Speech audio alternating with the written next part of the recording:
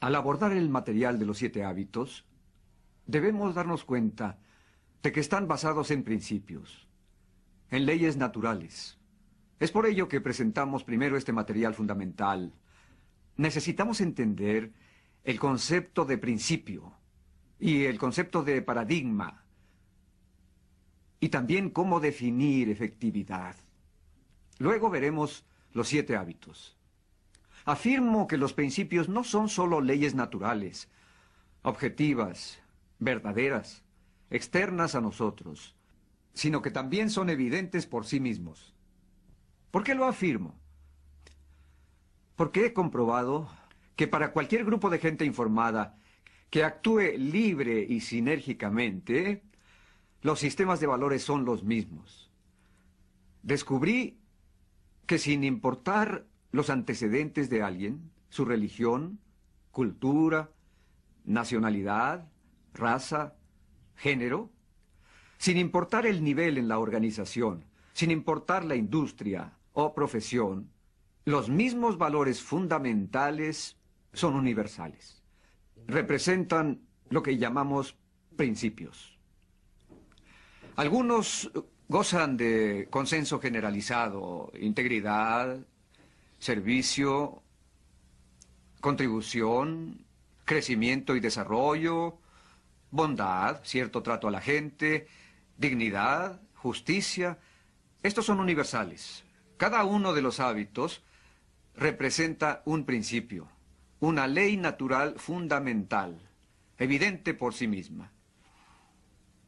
Veamos una anécdota que ilustra la diferencia entre valores sociales y principios. Era una noche oscura y con tormenta. ¡Capitán! ¡Capitán! ¡Capitán! ¡Despierte! ¿Qué sucede? Lamento despertarlo, señor, pero tenemos un problema serio. Tratamos de resolverlo, pero no pudimos. ¿Cuál es el problema? Hay un barco en nuestra ruta como a 20 millas y se niega a moverse. ¿Cómo que se niega a moverse? Dígales que se muevan. Ya les dijimos, señor, pero no responden. Yo se los diré. Sale la señal. Muévanse 20 grados. La señal vuelve. Muévanse 20 grados ustedes. ¡Qué arrogancia! ¿Quién es? ¿No sabe quién soy? Díganles que el capitán está dando la orden. La señal sale. Aquí el capitán Horacio Hornblower 16. Muévanse 20 grados de inmediato. Regresa la señal. Aquí el marinero Carl Jones III. Muévanse ustedes 20 grados de inmediato. Es una orden. ¿Un marinero dando órdenes a un capitán? No puedo creerlo. ¿Qué sucede? Díganles que soy yo. Somos un barco de batalla. Podríamos derribarlos. La señal sale. Aquí el maravilloso Missouri abanderado de la 7ª flota. Regresa la señal. Aquí el faro. Los faros son como los principios. No los rompemos. Nos rompemos contra ellos. Por eso la humildad es la madre de todas las virtudes. Apertura, aprendizaje, sensibilidad, conciencia de realidades externas. Si pueden cultivar todo esto y aplicarlo con otros, cambiarán la naturaleza de su cultura y se volverá una cultura centrada en principios y no centrada en valores sociales. Un amigo me dijo una vez: nuestra compañía se basa en valores. Y yo le dije: toda compañía se basa en valores. Hitler se basaba en valores. La cuestión es, ¿los valores están alineados con los principios? Esa es una pregunta crucial. ¿Mis valores y mis hábitos están alineados con principios y con leyes naturales? Cuando los principios y los valores están alineados, entonces pueden intercambiar las palabras. Pueden llamarles valores o principios, no hay diferencia. No queremos meternos en problemas de semántica. Pero si no están alineados, entonces es mejor ver qué es un principio y qué un valor establecido y luego trabajar para alinearlos.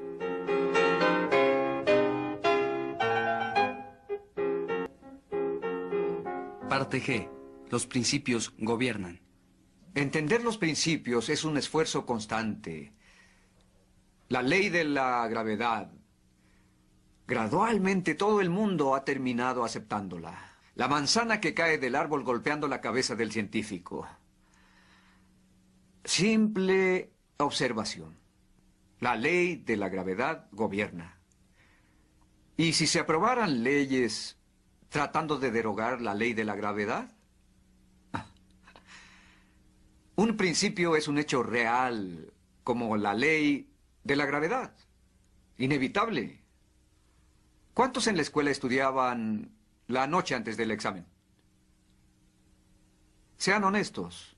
¿Cuántos no se especializaron en eso? ¿Cuántos aquí han trabajado en una granja? ¿Cuántos la trabajaron mal? No dudo que hayan trabajado duro al final de la cosecha, pero tal vez olvidaron plantar en primavera, no cuidaron nada en verano y luego realmente se esforzaron a la hora de la cosecha. Eso es realmente tonto, lo sabemos. ¿Por qué? Porque una granja es un sistema natural y está gobernado ¿por qué? ¿Por principios o por valores sociales? Por principios. Y el desarrollo de nuestras mentes, ¿qué dirían ustedes? ¿Por valores sociales o principios? El desarrollo de la mente no se puede simular ni falsificar. El desarrollo de la mente está basado en principios, en la ley de la cosecha, no en valores sociales, por más populares que sean. ¿Y qué hay del cuerpo? ¿Qué dirían? ¿Valores sociales o principios? ¿Y nuestra salud? Física, mental, espiritual, emocional, está gobernada por la ley de la cosecha, por principios, no por valores sociales. Ahora vamos a divertirnos un poco. Muchos se ven fuertes y saludables, seguro pasarán la prueba. Queremos que hagan 20 lagartijas. ¿Puede ponerse en posición, por favor? Muy bien. Vamos a alentarlo y también vamos a contarlas. Hay unos soldados allá atrás.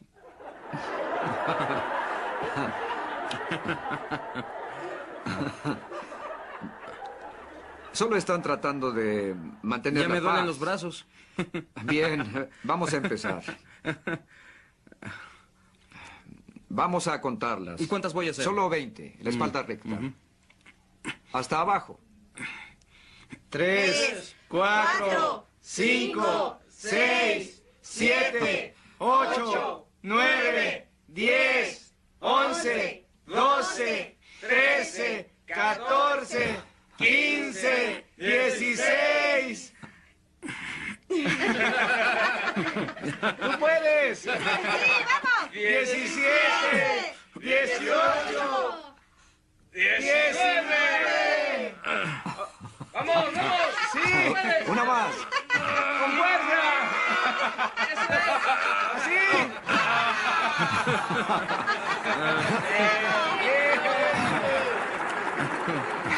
Gracias. Gracias.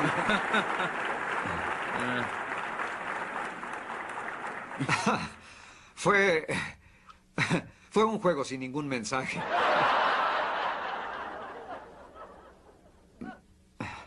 Me senté junto a él en la comida y teníamos enfrente un pastel de queso. Y me lo comí. Ah, ¿te lo comiste? Te dije que ibas a sufrir las consecuencias. Todo lo que he dicho no se logra fácilmente. Requiere esfuerzo continuo. No pueden simular, por ejemplo, la capacidad de hacer 20 lagartijas. No pueden simularla. Tienen que pagar el precio.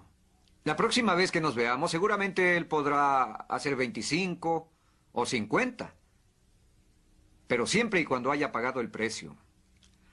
Debemos hacer conciencia de que tratamos con realidades, especialmente con principios que nos sobrepasan.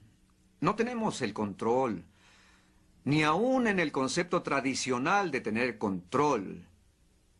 No tenemos el control. Los principios lo tienen. Controlamos nuestras acciones, pero las consecuencias que surgen de esas acciones están controladas por principios. Como dijo Abraham Lincoln, la gente está de paso, pero los principios permanecen, perduran. Por eso creo tanto en un viejo precepto oriental. Da a un hombre un pescado y lo alimentarás un día.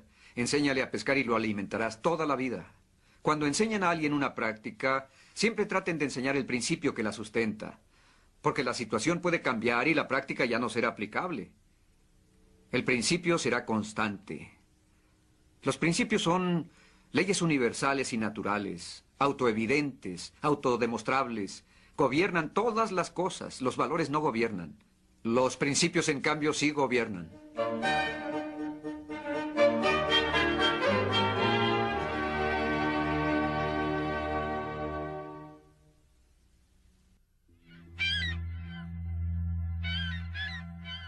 Plantar papa es caro y todos quienes plantamos papa sabemos que el factor clave para una buena cosecha es la rotación de la tierra. Evidentemente, si un año es malo, el año siguiente nos esforzaremos más y todos los años que sean necesarios para preparar la tierra. Así, cuando plantamos un campo de papa que es cara de cultivar, sabemos que hemos cumplido los requisitos para cosechar una papa de calidad premium.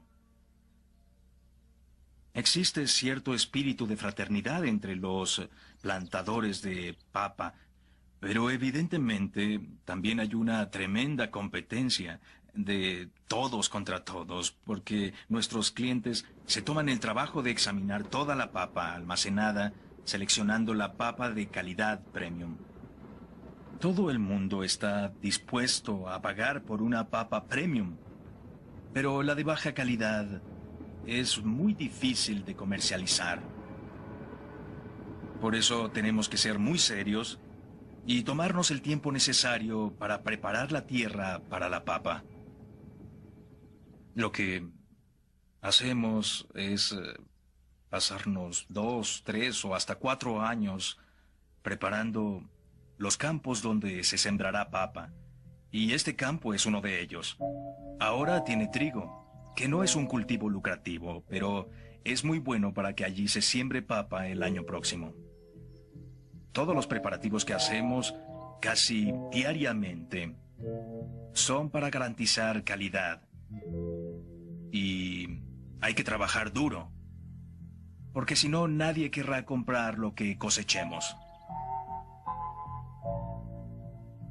Una de las cosas que he aprendido gracias a los años, porque ya no me considero joven, es que la madre naturaleza no perdona, y si violamos sus reglas, es terriblemente severa. Aquellos que tratan de engañarla y luego le ruegan indulgencia son los que siempre acaban fracasando. Algunos años nos trata gentilmente, pero si apuestas a ella, eres un tonto. Debes apostar solo a tu capacidad de sacar la cosecha antes que Madre Naturaleza te la arrebate. La tentación de hacer las cosas por el camino fácil nunca desaparece, pero uno aprende que no se puede. Tenemos que invertir el tiempo, el esfuerzo y el dinero para tener maquinaria y gente preparada y hacer los sacrificios necesarios para cumplir con todas las fechas. Nos lleva 3 o 4 años preparar una plantación de papa y luego tenemos un plazo de 3 semanas para levantar la cosecha antes de que la madre naturaleza empiece a jugarnos alguno de sus trucos. Tratamos de maximizar el crecimiento, esperando todo lo posible antes de cosechar, pero sabemos que estamos jugando con fuego. Evidentemente, cuando hemos esperado hasta el límite de tiempo máximo, comenzamos a cosechar la papa. En esa etapa es importantísimo trabajar. No diría noche y día, pero sí 18 horas diarias para anticiparnos al frío que podría destruir la cosecha, aún antes de levantarla. La presión del tiempo es enorme y hay que ser competentes y estar bien preparados para terminar a tiempo o perder 3 o 4 años de trabajo. En este negocio Se aprenden algunas lecciones, a veces por las malas, y una de ellas es a no hacer trampas a la hora de la cosecha. Todos los adelantos en irrigación, en tecnología, en semillas, en fertilizantes, no sustituyen al trabajo. Cada vez que violamos la ley de la cosecha, por así llamarla, estamos destinados a fracasar, aunque contemos con los adelantos más modernos. Intentamos darle el mejor uso posible al equipamiento y la nueva tecnología de que disponemos, pero también aprendimos que nada sustituye a una decisión correcta tomada a tiempo. Y la preparación, en la cual se debe trabajar con mucha paciencia, es más fundamental que los cambios en la tecnología o el equipamiento. A veces siento que en este país, y seguramente en todo el mundo, cada día es más dominante la mentalidad de que los grandes logros se alcanzan gracias a los avances en la tecnología, en las comunicaciones y las computadoras, y ya no se considera importante el factor humano. Creo que nada está más lejos de la verdad, que solo tendremos éxito si desarrollamos la capacidad de cambiar junto con los tiempos, de estar preparados, de resistir la tentación de hacer trampas en la preparación y el conocimiento. Y creo que si consideramos a la tecnología como un sustituto del trabajo, cometemos un grave error. En el trabajo del campo, no tenemos techo sobre la cabeza. Y aceptamos lo que la madre naturaleza nos da. El buen tiempo no puede almacenarse. Hay que usarlo cuando llega. No podemos controlar los elementos. Pero nos gusta esta vida. Fortalece el carácter de la gente.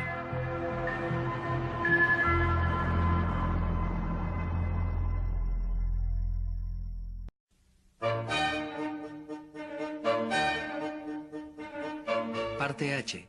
Paradigmas. Esta palabra tiene su origen en la raíz griega paradigma. Básicamente significa patrón, modelo, representación, algo que está en lugar de otra cosa. Es la imagen que ustedes tienen en su mente de la forma en que son las cosas. Y las imágenes que llevamos en la cabeza de la forma en que son las cosas, de la realidad, básicamente provienen de nuestros antecedentes y nuestras experiencias. Todos creemos que vemos el mundo tal como es. De hecho, vemos el mundo tal como somos.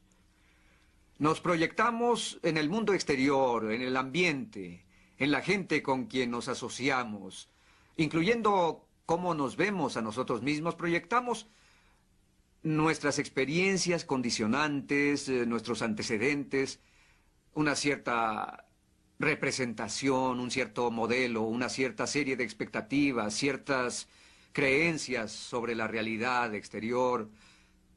Y pensamos que así es. Podría describirme a mí mismo o a ustedes o una situación como si realmente fuera así. En realidad me describo a mí mismo, es decir, a mis percepciones, mi marco de referencia, mi visión del mundo, mi sistema de valores, mi autobiografía. Y proyecto todo esto hacia afuera. Ahora voy a dar una forma sencilla de percibir un paradigma. Es un mapa, como un mapa de este hotel, o un mapa, digamos, de Portland. Le preguntaré a este caballero.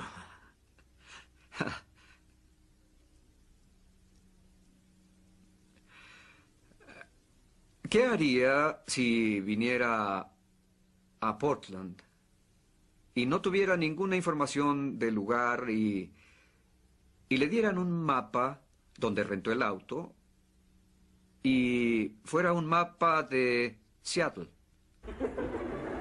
pero arriba dijera Portland? ¿Qué haría? Recuerde que usted no sabe nada. Nunca ha estado aquí ni tiene otra fuente de información. Pediría un poco más de información que la que está en el mapa. Tal vez me puedan ayudar.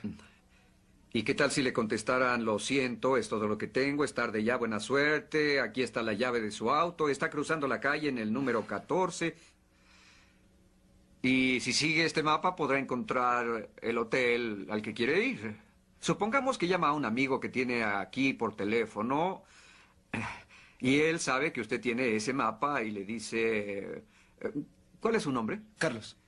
Carlos, haz un esfuerzo, estás cansado. Aumenta la velocidad del auto, ¿qué va a pasar? Además de perderme, voy a chocar.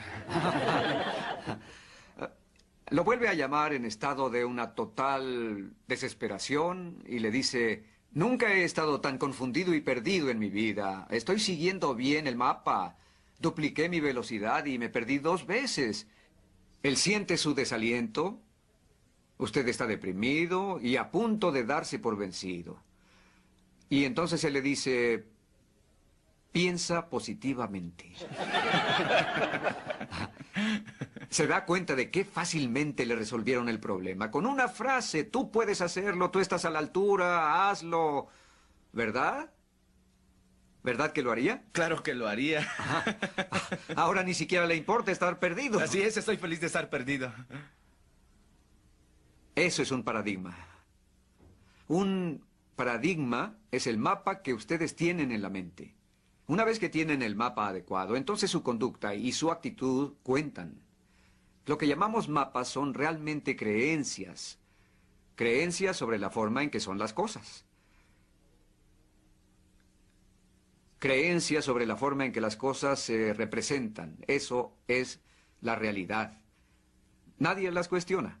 Recuerdo que di un discurso hace un tiempo y había alguien en la primera fila hablando constantemente con otra persona. Y mi mamá estaba 2 filas atrás. Y estaba sumamente disgustada, molesta. Estaban ignorando a su precioso hijo tan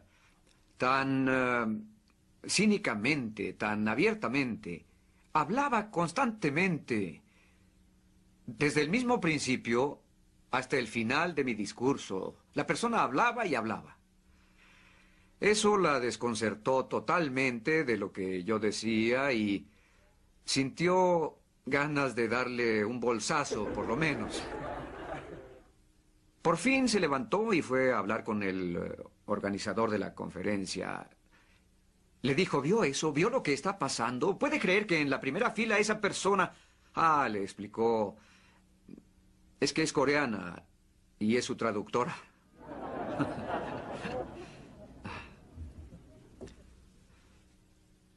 Un día estaba en el metro de una ciudad muy, muy grande, un domingo en la mañana, todo estaba muy tranquilo y un montón de jovencitos entraron corriendo al metro. Su papá lo seguía, él se sentó junto a mí y los niños parecían locos, corrían de un lado a otro, tiraban los periódicos, se portaban groseros, escandalosos. Yo seguía sentado y me decía, no puedo creerlo. El papá no hace nada. Vean cuál era mi actitud. Mi actitud, tratar de controlar, de acuerdo a lo que podía ver. Después de unos minutos la actitud se volvió conducta. Y le dije, señor, ¿no cree que debería controlar a sus hijos? Están molestando a todos. Y él dijo, ah, sí, levantó la cabeza como para ver qué estaba pasando. Y dijo, sí, no sé, es que... venimos del hospital. Su madre acaba de morir hace una hora y creo que no saben cómo reaccionar. Y francamente yo tampoco. Imaginen el cambio de paradigma que se llevó a cabo ahí. Imaginen cuáles serían la actitud y la conducta basadas en ese paradigma. ¿Ven por qué los paradigmas son más profundos que la actitud o la conducta? Aunque aquí vamos a hablar de formas personales e interpersonales, las mismas cosas suceden en nuestra sociedad. Thomas Kuhn, en su brillante libro La estructura de las revoluciones científicas, lo señala poderosa y consistentemente. Todos los descubrimientos importantes fueron rupturas con las formas antiguas de pensar. Einstein, quien reescribió la física, hizo una brillante afirmación. Los problemas importantes que enfrentamos no pueden resolverse al mismo nivel de pensamiento que estábamos cuando creamos esos problemas. Esto es una invitación a ser reflexivos e introspectivos y explorar nuestros propios paradigmas. La mayoría de la gente se enfoca en conductas y actitudes. Y ambas son, desde luego, muy importantes. Pero mucho más importantes que la conducta o la actitud son los paradigmas.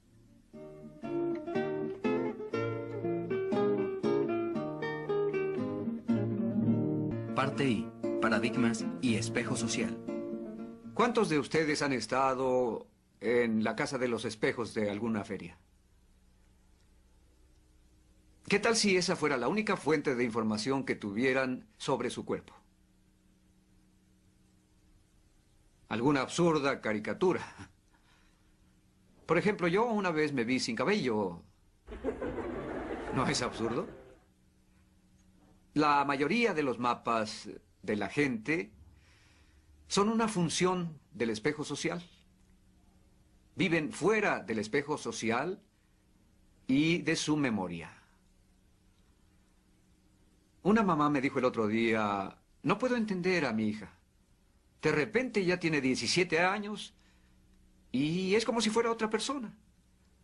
Nunca la había visto tan poco cooperativa, tan rebelde, tan enojada, tan poco dispuesta a ayudarnos en la casa o siquiera abrirse a cualquier influencia. ¿Qué está sucediendo en el mapa o el paradigma de su cabeza? ¿Y qué se hace con ese mapa? ¿Se actúa de acuerdo a él? En la cabeza creamos una imagen de cierta persona. Es el mapa que tenemos de ella. ¿Alguien podría repetirle lo que yo digo aquí? Inténtelo otra vez. Trate de ser más positiva. Pero mientras una persona mantenga ese mapa, esa imagen de la otra persona en su cabeza, va a tratarla de ese modo. Y cuando a uno lo tratan de ese modo, la tendencia es responder de acuerdo a cómo lo tratan. Esto se llama la profecía que se autorrealiza. La gente responde al espejo social que la rodea. Entonces le dije a esta mamá, note cómo ve usted a su hija. Bueno, no es como yo la veo, es la forma en que ella es. Potencialmente, ella es capaz de hacer mucho más. Sí, por supuesto. ¿Por qué no la ve en términos de su potencial? ¿No es su potencial parte de la realidad de su vida? ¿No es la parte más importante? Sus manifestaciones presentes, cuando ella pasa por las altas y bajas emocionales de la llamada crisis de identidad de la adolescencia, son para usted incomprensibles. Hay que cambiar el mapa, el paradigma, por una visión basada en su potencial, en el cual usted realmente cree. Sí, pero ¿qué hago con su conducta y su total indisponibilidad para cooperar, para hacer su parte? Revise su paradigma, revise el mapa que tiene de ella. Recuerdo que estuve en una situación así. Uno de mis hijos adolescentes, justo antes de entrar a la secundaria, se volvió problemático. No funcionaba bien en ninguna área. Atléticamente, la gente se moría de risa al ver cómo daba el batazo antes de que le lanzaran la pelota. Académicamente, no es que le fuera mal en los exámenes. No podía ni siquiera empezarlos. Y socialmente, a veces, era muy tímido. Vean la evidencia que teníamos. Y Sandra y yo, mi esposa, decíamos sobre esto, quizá cada familia merece tener uno así. Pero queremos al muchacho y nos preocupaba. Recuerdo que una vez hablé del tema en Armonk, Nueva York. Estaba hablando sobre el estudio que abrió todo el campo de lo que se llama la profecía autorrealizada. Sobre una computadora en Inglaterra que a un grupo brillante lo declaró tonto. Dice el maestro, el grupo brillante está aquí. Tienen 120 o 130 de coeficiente intelectual y realmente les fascina aprender. Son un encanto. Y este grupo, y para apreciarlos basta verles las caras. Este grupo también es encantador, pero no tienen la misma capacidad y es algo que hay que admitir. Adviertan lo que está pasando. El maestro está describiendo una realidad, ¿de acuerdo? Las cosas son así. Y los niños lo aceptan. Y actúan así durante un periodo de varios meses. En otras palabras, eso se vuelve su visión, su paradigma. Pero ¿saben qué? Varios meses después, se descubre que hubo un error en la computadora y los dos grupos fueron mal catalogados. Inmediatamente los examinaron, sin decir nada a nadie, y este grupo subió 18 puntos. Y este otro grupo bajó 14 puntos. La profecía que se autorrealiza. Nuestros mapas y paradigmas de nosotros mismos son en mucho una función del espejo social, una reversión basada en expectativas, paradigmas, representaciones mentales, mapas sostenidos por otras personas. Esa es la significación de los paradigmas. Y noten cómo la conducta y la actitud fluyen de cómo uno ve. Como iba diciendo, mientras yo estaba enseñando lo mismo que les enseño a ustedes ahora, en realidad estaba pensando en mi hijo. ¿Es posible que el problema sea mi paradigma? Que el problema sea yo y no mi hijo. Hablé con mi esposa cuando regresé de ese viaje y le dije, me pregunto si con el espejo social que manejamos no estamos contribuyendo bastante a los problemas y dificultades del chico, a sus carencias e inseguridades. Descubrimos que en cierta medida intentábamos ganar prestigio social gracias al desempeño de nuestros hijos. Eso era parte de nuestra motivación. Lo que la gente pensara de nosotros a través de nuestros hijos nos daba mucho gusto que hablaran bien de nosotros por el rendimiento de nuestros hijos. Nos preocupaba el peligro de no lograr ese prestigio. Vemos lo que buscamos. Así exploramos nuestros motivos y dijimos, esto no es lo que buscamos. Comenzamos a verlo de otro modo, como a una persona con sus propios derechos, que no debe compararse con nadie más. Al no entrar en el espejo social de la comparación contra esquemas y normas, pudimos verlo como un ser de maduración tardía con tremendas potencialidades que no respondía en algunas áreas. No sabemos por qué, todo joven es un gran potencial. Y estábamos tratando de ponerle etiquetas. ¿Ven a qué me refiero con que la tendencia es proyectar nuestras propias experiencias como en una película casera? Proyectar en otra persona y etiquetar, pero nunca exploramos nuestros propios motivos, nunca nos volvemos reflexivos e introspectivos. Las cosas iban bien con los demás niños, pero de repente algo nos sacó de nuestro procedimiento operativo estándar y no sirvió de nada que quisiéramos motivarlo con recetas fáciles como vamos, piensa positivamente, o no le quites la vista a la pelota cuando se aproxime. Atención, ahora tú bateas. Está bien, hijo, no te preocupes por eso. Olvídalo, todos cometen errores, está bien, no hay problema. Y cuando hablábamos a solas, ¡ay! Tenemos un gran problema. Duplicidad, falta de principios, como si él no tuviera ningún mérito propio. Fue la parte más difícil de la terapia, tratar con uno mismo, explorar nuestros propios paradigmas, liberarlos.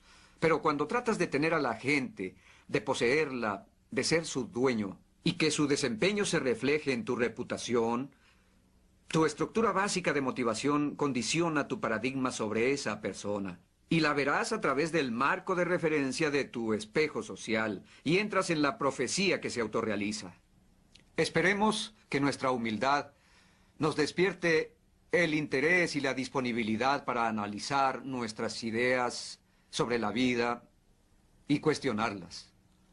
Particularmente cuando se trata de nuestros propios mapas, los de nuestros seres queridos, de nuestros jefes, de nuestros asociados, de personas cercanas. Y así, con toda humildad, decir a otras personas cómo lo ven. ¿Cuál es su punto de vista? ¿Cuál es su perspectiva? ¿Cuál es su marco de referencia? ¿Cuál es su opinión?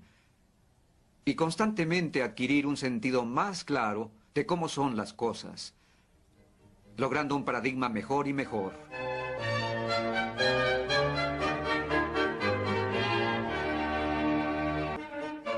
Parte J. Efectividad. Los 7 hábitos de las personas altamente efectivas. Altamente efectivas. No efectividad mediocre, no efectividad de bajo nivel, efectividad alta. Grandes montos de efectividad. ¿Qué queremos decir con efectividad? ¿Qué es efectividad?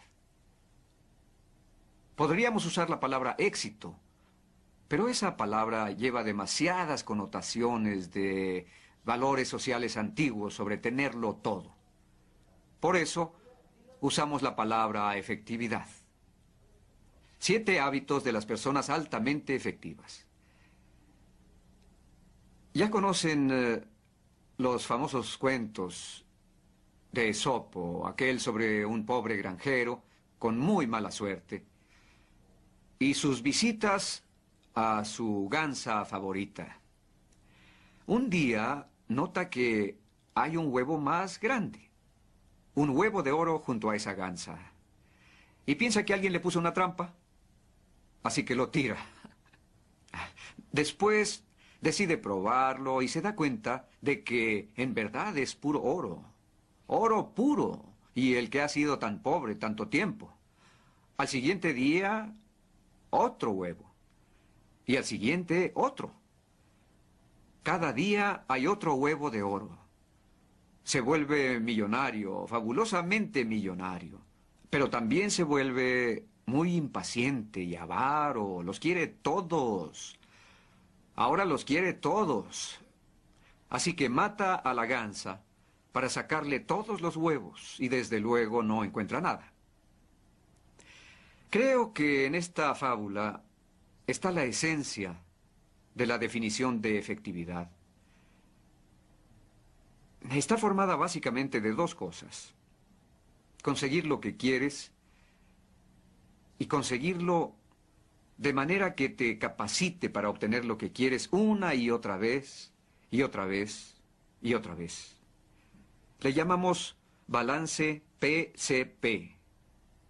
P es la producción de los resultados deseados. CP es la capacidad de producción. En otras palabras, la capacidad del activo para continuar produciendo los resultados. Pueden aplicar esto a cualquier campo del desempeño humano, a cualquiera. ¿Cuántos de ustedes han tenido desequilibrios en su PCP respecto a la forma de cuidar sus activos físicos, su auto, su podadora? ¿Cuántos a veces manejan su activo sin darle mantenimiento apropiado? ¿Cuántos han tenido esa experiencia? ¿Por qué? Dar atención requiere tiempo y dinero para atender a la CP, capacidad de producción.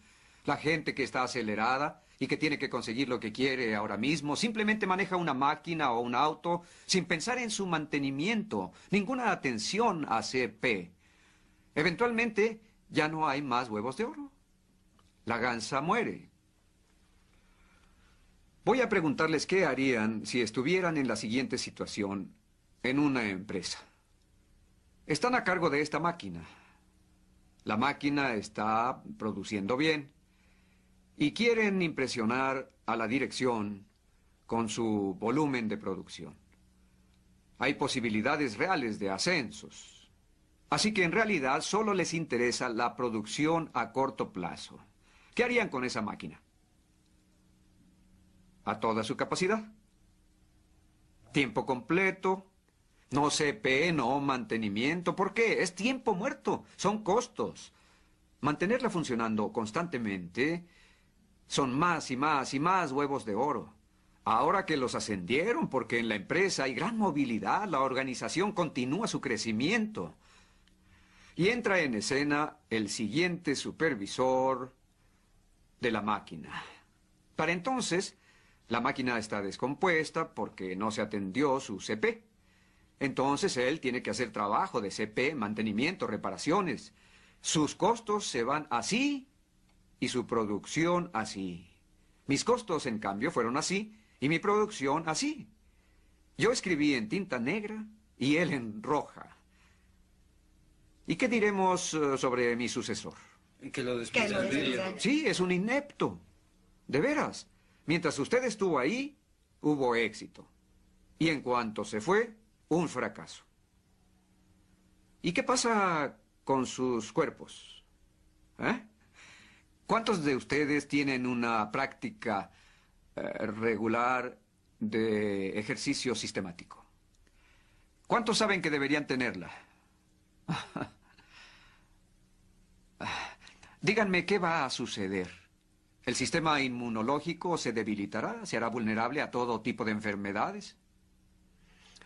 Y con la mente, con el desarrollo de la mente, aprendizaje constante, pueden volverse obsoletos muy rápido si no pagan el precio de mantenerse actualizados en su campo. Y al menos en algún conocimiento conceptual de cómo se relaciona el suyo con otros campos. ¿Ven por qué la efectividad con uno mismo, con el cuerpo, la mente y el espíritu es un balance PCP? Con cualquier activo físico, incluso financiero. ¿Cuántos han ido por la gansa de los huevos de oro alguna vez en su vida, cuando empezaron a gastar el capital en vez de los intereses? ¿Cuántos lo han hecho? Siempre es la ambición que ciega y lleva a echar mano del capital, de los fondos, de la inversión, en vez de vivir de los intereses, y así tener más de lo que se tiene y tenerlo ahora. La sola idea de negarse algo o de subordinarlo, de la disciplina que se requiere para ahorrar antes de gastar, en vez de gastar y luego verse forzado a ahorrar. Y esa puede ser la base para otros problemas de interacción humana o problemas con parientes o en cualquier área sensible.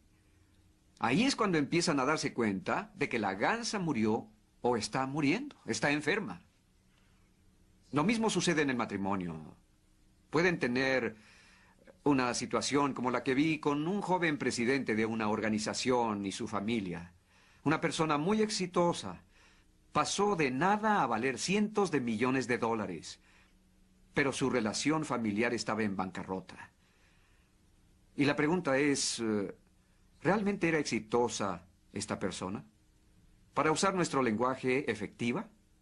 Desde el punto de vista de negocios, tal vez sí. Pero en un sentido global, en términos de un balance en el hecho de muerte, yo diría que no. La CP, la capacidad de producción, se descuidó en el matrimonio y la familia. ¿Ven por qué la efectividad en casa es un balance PCP?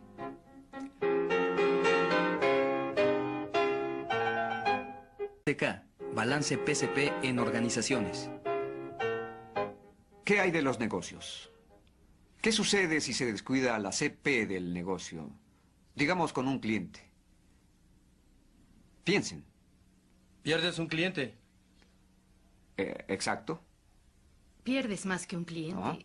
Ese cliente hablará con otros clientes y vas a perder a todos sobre los que él tenga influencia. Por eso no pueden darse el lujo de perder un cliente. Sin duda, la publicidad más poderosa es la verbal. Es en la que más confía la gente. Esto no significa que le den todo al cliente. Significa crear con él una situación ganar-ganar. Y al hacer un balance, lo que el cliente quiere y su capacidad de seguir produciendo para ese cliente, su CP, estén alineados, parejos y equilibrados.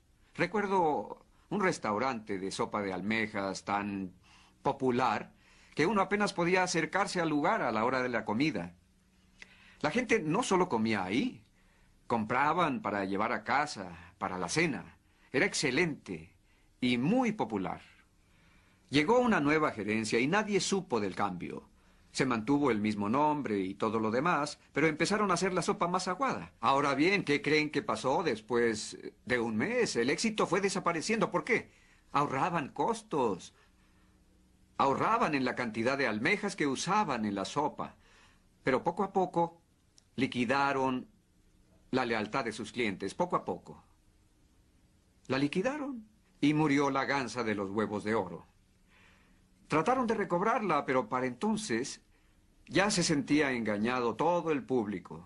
Muchos no volvieron jamás, ya no confiaban en ellos. Ni siquiera creían que fuera la misma sopa de almeja de antes. Se sentían defraudados.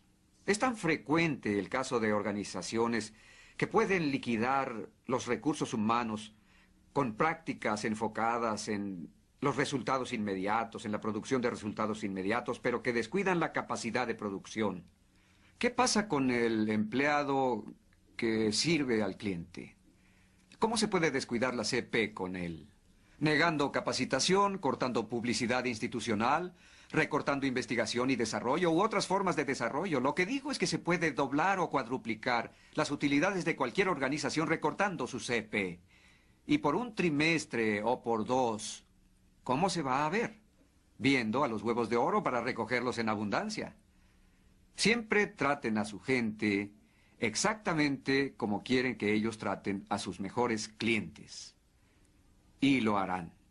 En la mayoría de los casos lo harán. Es un principio fundamental de CP en los negocios. Enfóquense en cada pieza clave y pregúntense, ¿nuestra relación con cada pieza clave es capaz de sostener la capacidad para producir lo que queremos de ella, ya sea un proveedor, la comunidad, el medio ambiente, los distribuidores, intermediarios, así como los clientes clave, los propietarios y los empleados? Tienen que hacerse esa pregunta. Sin duda, el balance PCP exige luchar por aumentar el bienestar económico y la calidad de vida de todas las piezas clave. Descuiden una pieza clave y tendrán un efecto dominó negativo con el resto. Por eso el balance PCP es tan fundamental.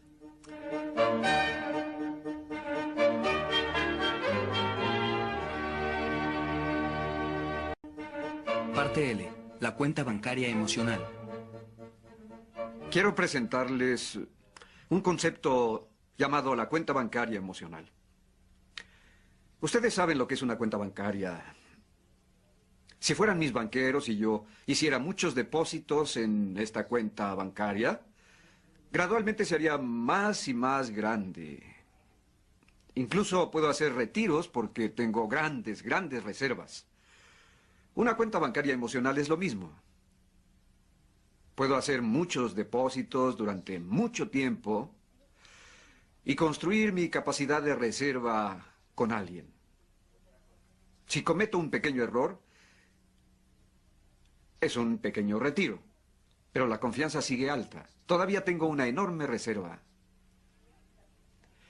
Si cometo un grave error que viole el sentido más profundo de nuestro acuerdo, puedo causar que de un solo golpe se sobregire la cuenta bancaria emocional.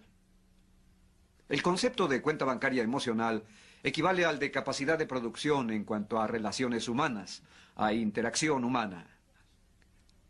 Ahora, en sentido metafórico, si una situación se lleva a extremos, pierde sentido, incluyendo esta. Nadie deposita en una cuenta solo para retirar. Sin embargo, si tienen una fuerte cuenta bancaria emocional, si la relación con alguien es sólida y hay confianza mutua, pues ciertos errores son admisibles.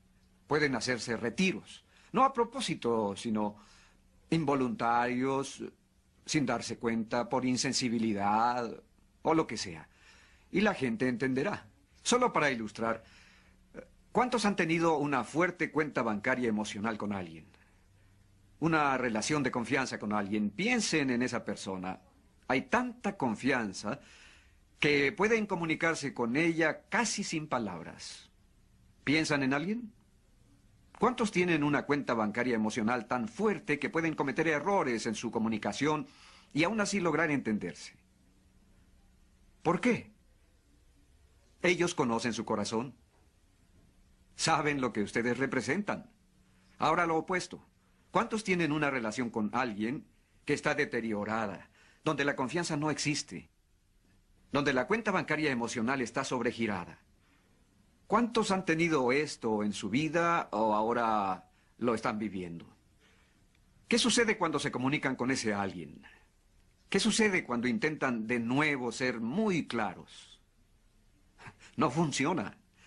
Siempre se buscan sentidos ocultos o se lee entre líneas. ¿Qué me quiere decir realmente? Y si cometen un pequeño error, ¡oh, Dios! La cosa puede salirse de toda proporción. Es como si explotara una bomba. Alguna pequeña debilidad es interpretada como toda una agresión premeditada.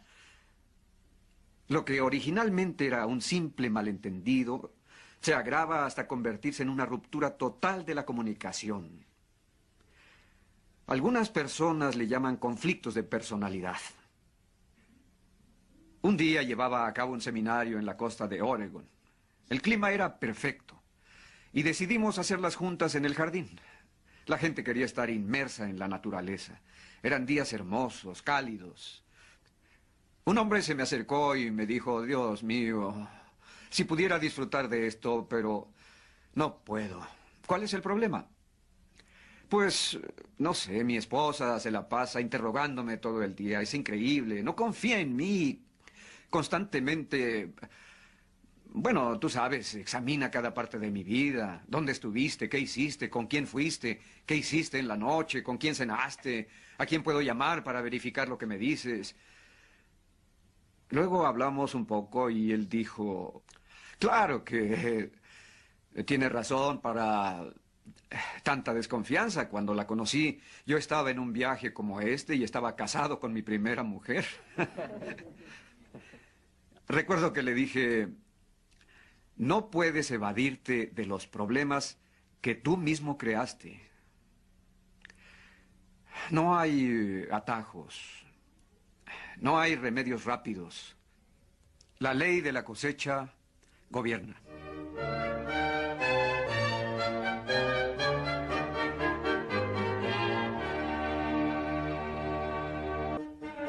Parte M. Depósitos y retiros. Compartamos algunos ejemplos de depósitos y retiros en la cuenta bancaria emocional. El primer depósito y el más importante: amabilidad y cortesía. El opuesto, desde luego, sería rudeza y descortesía. Un segundo depósito: hacer promesas y cumplirlas. El opuesto es no hacer promesas o hacerlas y no respetarlas. Hacer y cumplir una promesa permite que la otra persona sepa que se puede contar con ustedes, que son confiables, que responderán. No hay valor como la confiabilidad. Si das tu palabra, la mantienes. Las circunstancias cambian, la mantienes. Tu ánimo cambia, la mantienes. Tan simple como eso. Si las circunstancias cambian hasta el punto que sería tonto cumplir esa promesa, inmediatamente comunícalo. Y trata de que entiendan las nuevas circunstancias para que te liberen de la promesa. Tengan mucho cuidado antes de hacer una promesa. Particularmente una promesa relacionada con un tema muy importante para el otro. De una importancia yugular. Tengan mucho cuidado. Un retiro es no hacer ninguna promesa en absoluto, porque no crean ninguna esperanza. También lo considero un retiro. No tan grande como prometer algo para aplacar a alguien y dejarlo tranquilo en el momento y luego olvidarse de lo prometido, porque el ánimo cambió o las circunstancias variaron, o simplemente nunca pensaron cumplir y prometieron porque querían complacerlos en ese momento. La gente insegura hace promesas y promesas todo el tiempo. Otro depósito muy fuerte es la forma de manejar las expectativas. Deben asegurarse de que las expectativas sean claras y no ambiguas. Algunas personas, especialmente si son inmaduras o inseguras, leerán una expectativa como una promesa. Así que tienen que ser muy explícitos para manejar expectativas. Si sienten que la gente implícitamente está proyectando sus expectativas en ustedes, a veces tendrán que decir, déjame aclarar tus expectativas. Así todos estamos en paz. Otro retiro es tener expectativas no claras, no identificadas, ambiguas, expectativas desconocidas que están implícitas en la gente.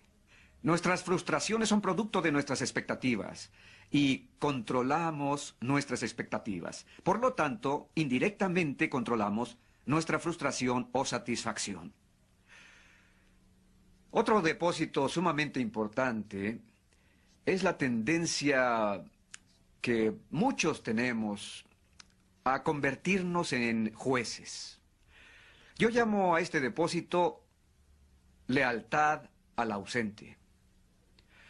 El retiro, desde luego, sería la deslealtad y la duplicidad. Siempre sean fieles a los que no están presentes. Hablen de ellos como si estuvieran presentes. Si critican, el espíritu debe ser de crítica constructiva, de comprensión, de ayuda. Al momento en que tú y yo comencemos a hablar mal del supervisor, ¿qué crees que voy a hacer cuando haya una grieta en nuestra relación? ¿Qué voy a hacer? ¿Qué creen que voy a hacer? Si hay una grieta en nuestra relación y voy a hablar con él sobre ti, ¿qué es lo que voy a hacer? Lo mismo. Exacto, lo mismo que tú y yo hicimos con él. Y él se dará cuenta de que no tengo principios. Lo sabrá. Conoce mi tendencia. Entonces, cuando hablamos sobre alguien ausente, de manera que se muestre respeto por él, aunque seamos críticos, pero en forma constructiva y positiva, ¿qué cree él que estoy diciendo cuando no estoy con él? ¿Que lo critico? No, que haría exactamente lo mismo. En otras palabras, si quieren retener a los presentes, sean leales con los ausentes. Cuando brilla el sol y ustedes se sientan a hablar mal de alguien, eso los une, ¿no es así? Cimenta su relación porque tienen un enemigo común o alguien al que juntos pueden despedazar verbalmente. Se sienten unidos criticando los defectos ajenos y luego en los descansos tienen de qué hablar y en la comida prácticamente se comen a la persona que critican y comparten sus propias historias. Pero mucha atención. Si quieren construir un equipo, una cultura común, si quieren construir una familia, hagan un compromiso todos. Cuando surja una dificultad con una persona, ¿qué harán? Ir con esa persona. No hablar a su espalda. Una vez yo no cumplí esto y me quejé, fui a quejarme con el presidente de la universidad donde yo era profesor visitante sobre su director interno, quien nos creaba situaciones totalmente contrarias a nuestros acuerdos y expectativas.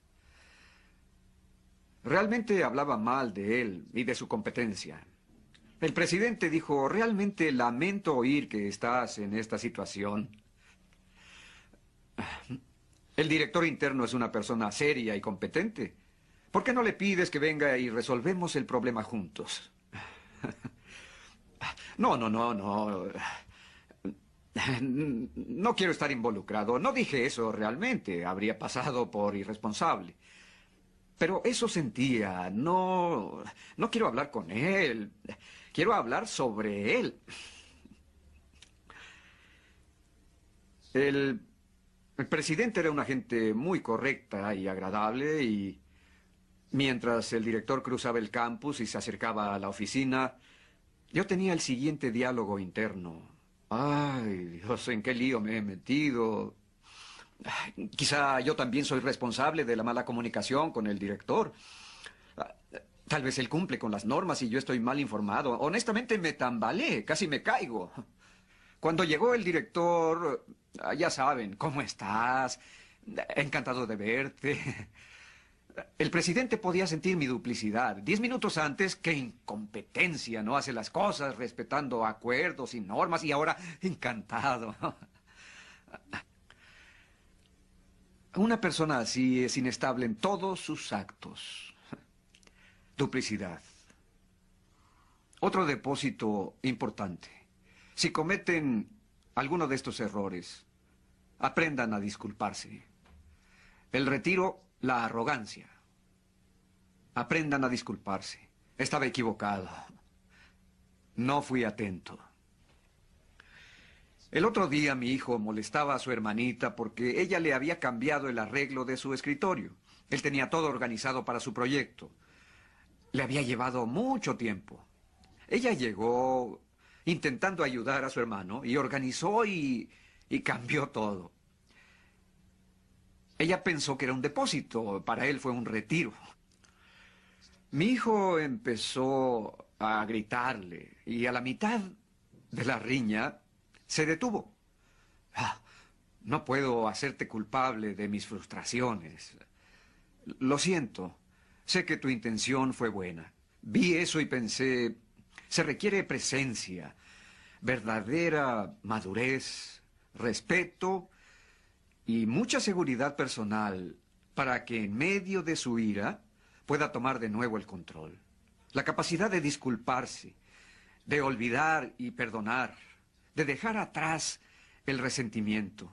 Esta es una de las actitudes más liberadoras posibles y además un enorme depósito en la otra persona.